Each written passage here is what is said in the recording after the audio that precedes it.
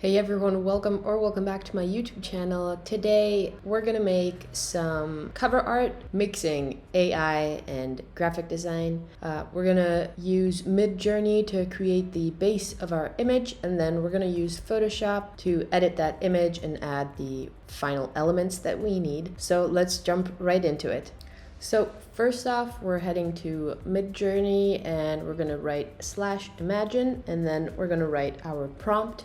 I'm going to start off by trying to describe what I want in my image, the mood, and the type of lighting that I want. So I'm starting off by writing a field of grass and flowers, nighttime, and I wanted a starry night in there, so I'm gonna add it. And then I'm just gonna add the type of atmosphere I like. I'm not that good yet with Midjourney, but I think I'm getting there. And every time I use it, I learn new stuff. So hopefully I'll get pretty good at it. But I'm still getting some pretty cool results. So whenever I'm happy with my prompt, I'm going to press enter. These are the 4 images it created the first time around, which I feel like are really cool, and that's just the type of image that I wanted.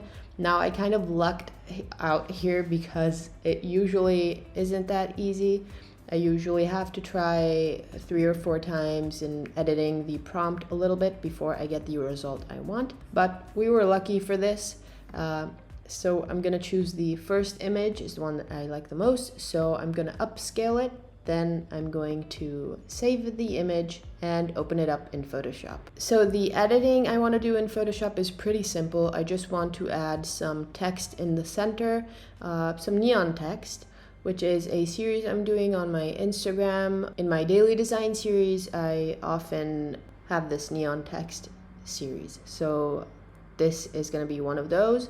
We're going to start off by adding our text in Photoshop. So I'm gonna write it out and then decide how big I want it and the spacing in between the lines and then the positioning of the text. So I'm gonna double click on the layer and add a outer glow effect, and you can choose the color and the opacity, the blending mode, and the spread and size of it. So I'll just play around with the settings till I'm happy with it. Since you can't add double outer glows, but you can add multiple drop shadows, I'm gonna add drop shadows, but make it seem like it's an outer glow. So I'm gonna add a drop shadow, choose the color, the size, and all that good stuff.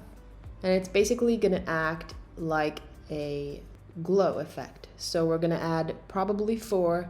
All 4 are gonna be at different angles, and I'm gonna play around with the settings of all 4, the colors, the angles, and the size, and all that good stuff.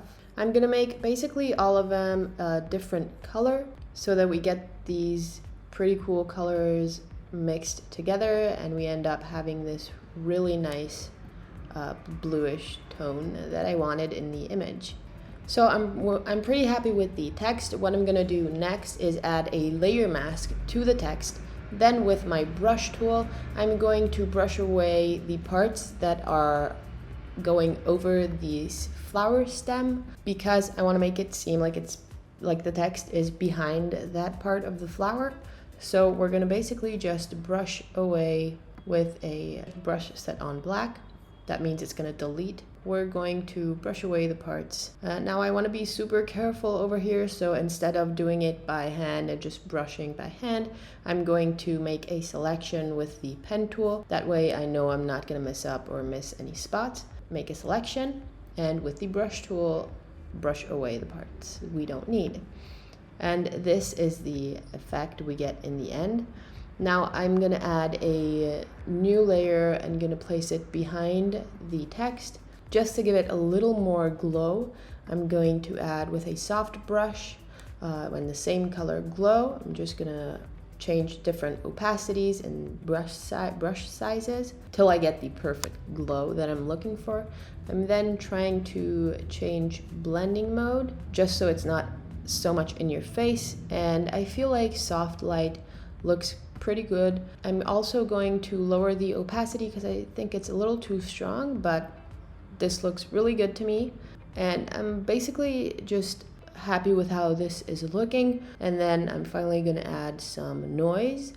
I usually go with 8, and then I add the textures, some textures. I'm just gonna play around with the blending modes and opacity of the textures that I like. Basically, we get to this. Let me know if you like the final result, and let me know what you think about AI.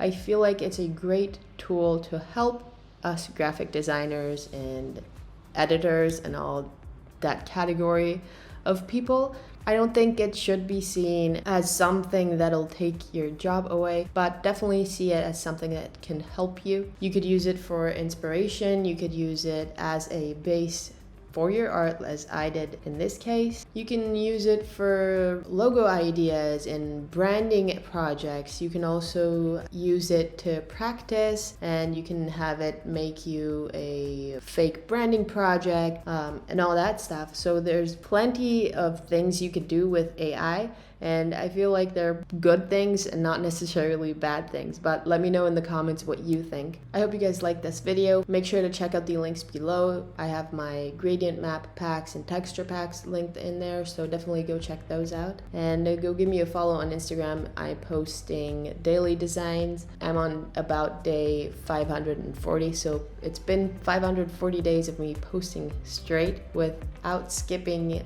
even one day. So I'll definitely appreciate it if you go give me some support on there as well. And yeah, I'll see you guys soon. Thank you so much for watching. Bye.